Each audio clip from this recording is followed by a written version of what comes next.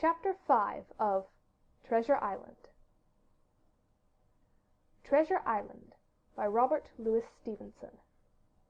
Chapter 5. The Last of the Blind Man. My curiosity, in a sense, was stronger than my fear, for I could not remain where I was, but crept back to the bank again, whence, sheltering my head behind a bush of broom, I might command the road before our door.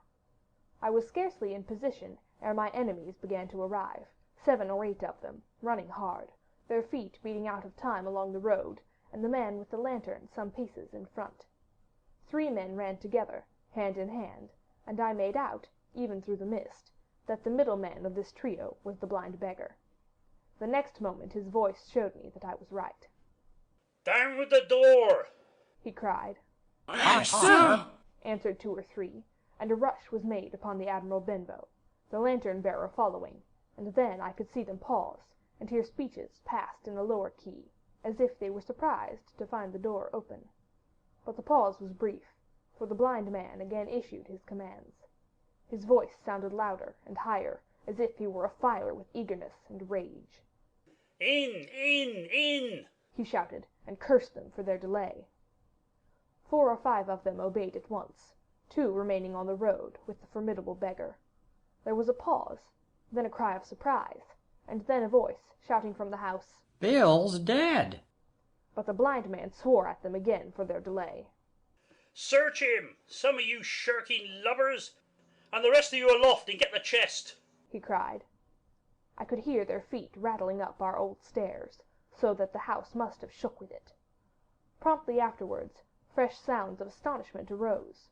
The window of the captain's room was thrown open with a slam and a jingle of broken glass, and a man leaned out into the moonlight, head and shoulders, and addressed the blind beggar on the road below him.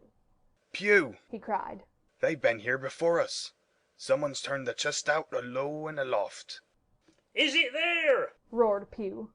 "The money's there." The blind man cursed the money. "Flint's fist, I mean!" he cried. "We don't see it here nohow," returned the man. "Here, you below there. Is it on Bill?" cried the blind man again. At that, another fellow, probably him who had remained below to search the captain's body, came to the door of the inn. "Bill's been overhauled already," said he. "Nothing left." "It's these people of the inn. It's that boy. I wish they'd put his eyes out," cried the blind man, Pew. "There were no time ago. They had the door bolted when I tried it. Scatter, lads, and find them."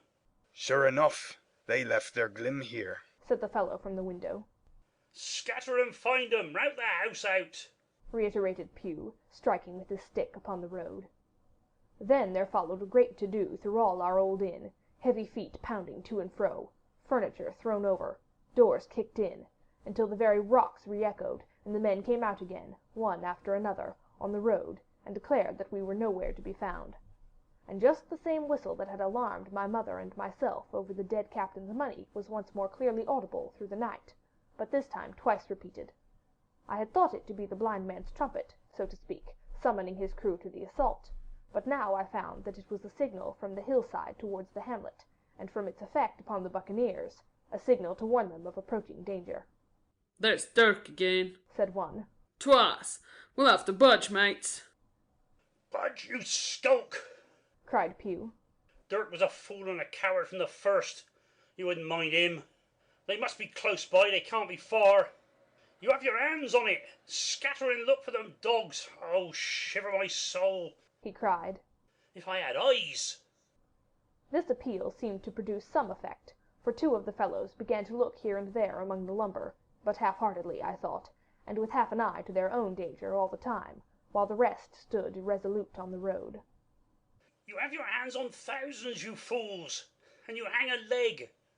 You'll be as rich as kings if you could find it, and you know it's here, and you stand there skulking. There wasn't one of you dared face Bill, and I did it, a blind man.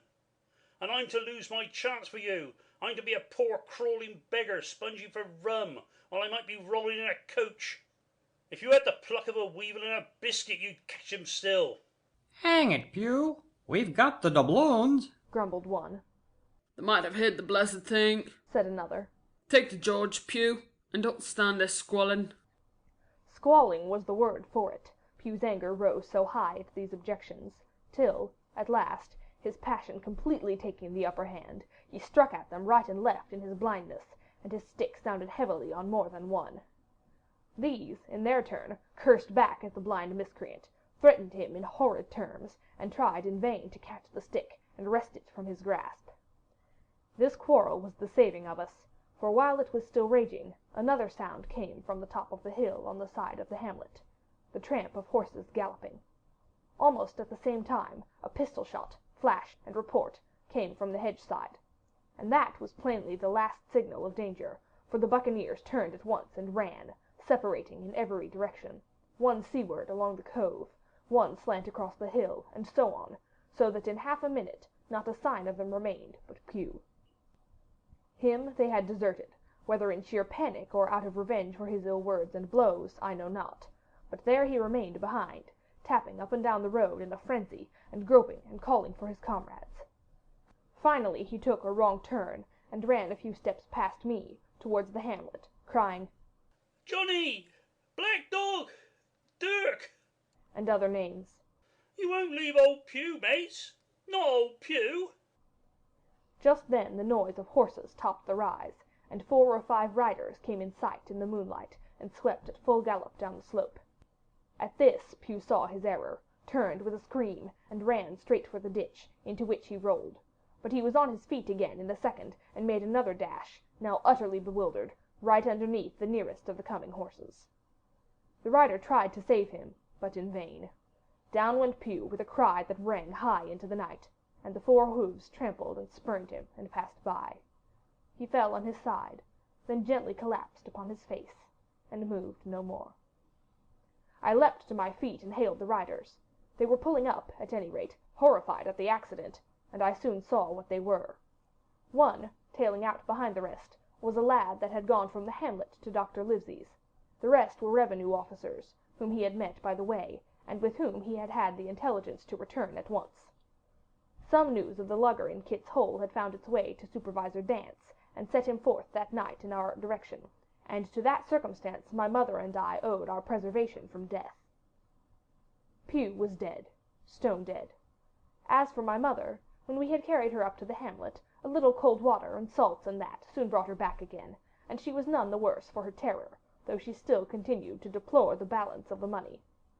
In the meantime, the supervisor rode on, as fast as he could, to Kit's Hole, but his men had to dismount and grope down the dingle, leading and sometimes supporting their horses, and in continual fear of ambushes, so it was no great matter for surprise that when they got down to the hole the lugger was already under way, though still close in.